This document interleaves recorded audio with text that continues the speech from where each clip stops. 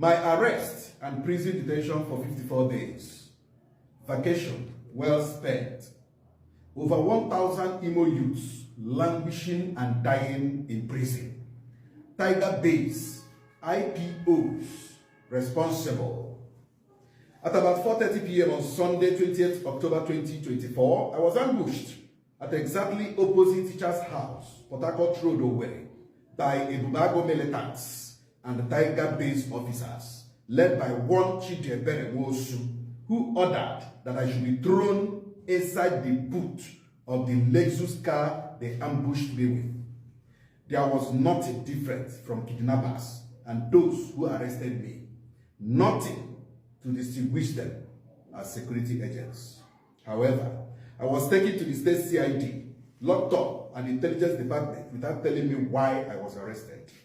On Monday, being the 21st October 2024, at about 11:14 a.m., I was brought out by two Tiger Base operatives, namely Innocent and Philip. The one named Innocent was the IPO who presented 3 petitions to me. The first petition was the accusation of arson written by a faceless organization whose grammatical sequencing could best be described as cut and join, lacking in substance and merit, poorly constructed. The faceless writer never made any reference to the TVC news where Nonso Nkwa quoted in his video broadcast. The second petition was written by one SP Davidson of the Intelligence Department of the Imo Police Command, where he accused me of inciting the public against the government by saying that the LGA chairman signed their resignation letters as a holding charge if they don't part with a certain percentage of the local government allocation. The third petition, also written by the same SP Davidson, was that I am planning to cause anarchy for organizing a protest against police extortion. I made my statements accordingly. I was told I would see the CP for an interview, but I never saw the CP till I was hurriedly bundled to the Magistrates Court 1 on Wednesday, October 23rd, where I was remanded in prison custody, even when the magistrate knew she has no jurisdiction over treason charges brought against me. I was taking notes. When I arrived at the Federal Correctional Center, there was excitement among the inmates when they saw me. I was taken to records department where I was documented by friendly warders and wardresses. I was later shown to my cell, F-line, where I shared the space with the General Provost of the prison and 4 others. The next day, I was taken to the clinic department of the prison where tests were conducted on me and the medical file opened for me. The friendly nature of the inmates made me settle down without difficulties.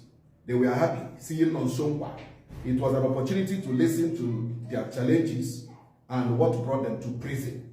It was a lifetime opportunity to hear from those who were there during the jailbreak and what exactly happened, and those who returned after the jailbreak, and of course, their reasons for returning. Of course, there were some of them who were bundled back to prison by their people. It was worthwhile sitting and discussing with real criminals who told me they did what they were condemned for. There were those also who are innocent, yet they were sentenced and condemned. I had to peruse through the various judgment rulings of some of those sentenced or condemned, and I could see loopholes and miscarriages of justice. I told such prisoners to appeal the judgment, but the challenge remains money to hire a lawyer. Meanwhile, the number of those on awaiting trial is shocking.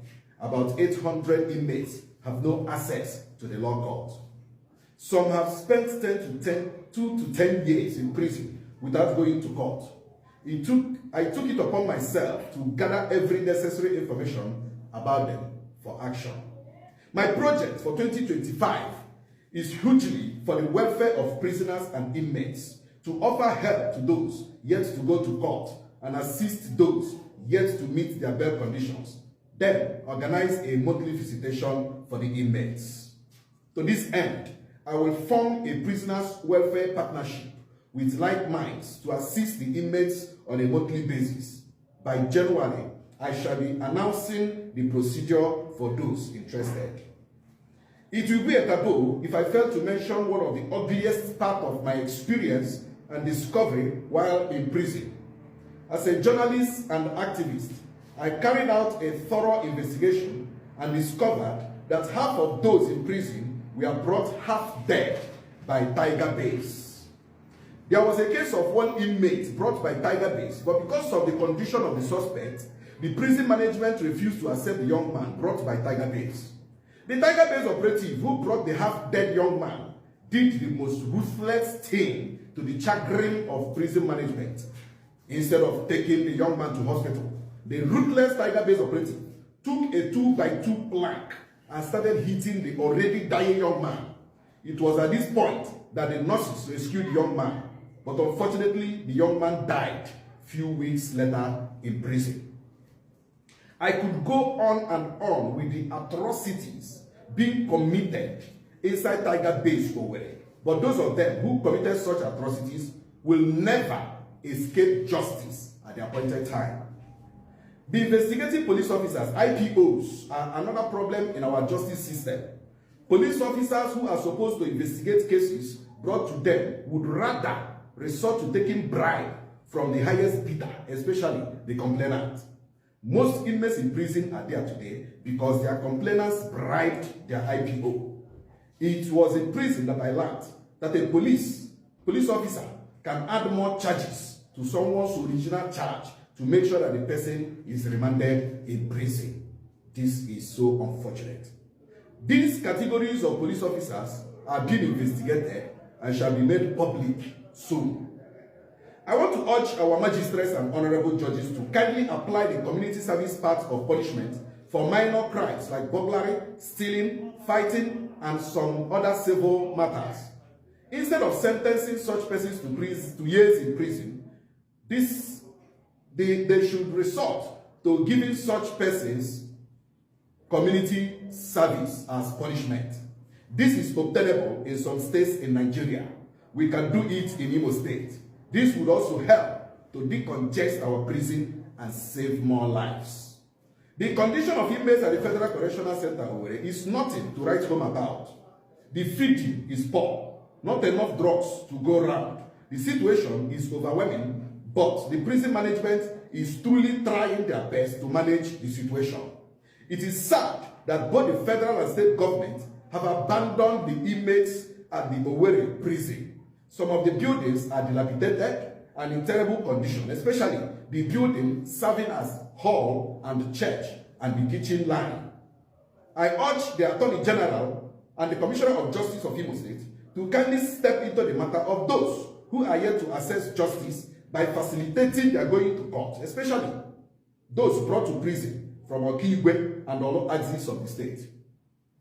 I want to appeal to the Governor of Imo State, Governor Hope Uzodimma, to exercise his prerogative powers on some inmates who have spent almost 16 to 21 years in prison and some very old men who are almost dying because of the frailty of old age. These set of prisoners deserve mercy. I want to appreciate my legal team led by Barrister Alex N. Williams, IBB Madugo, KC Mbekonye, Kisinga Ikoku, Barrister Chukwacha, Barrister Faith Obisike, and Chedemma Amade. I won't forget the efforts of Duru Daniels, Marjorie, Saviola Godwin, the entire Ozisa family, Obinna Chineke of Dalin FM, Davidson Amarez Amamosu of Toast FM, and my other colleagues who added their voices for my freedom. The National Human Rights Commission, International Human Rights Commission, RULAC, Amnesty International, National Youth Alliance, United Nations Human Rights Watch, Protect the Weak International Foundation. I can't mention all of you here, especially those who visited me while in prison, brought food, cash to assist me. I don't take you for granted. May God bless you all.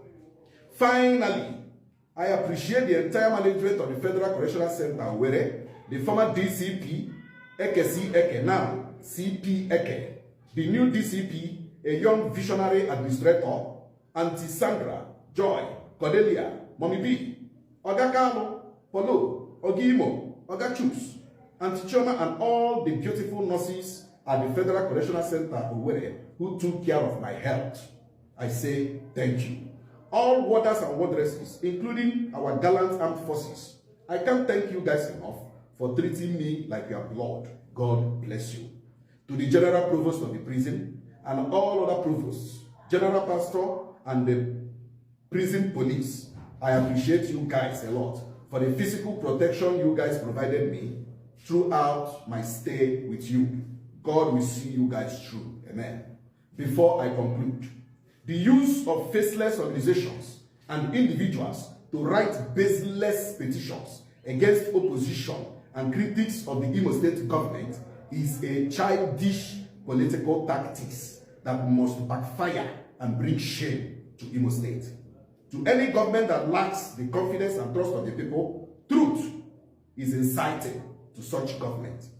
I have no personal grudge against the governor or anyone working for him, but I have serious issues with the way his information managers are managing his relationship with the people.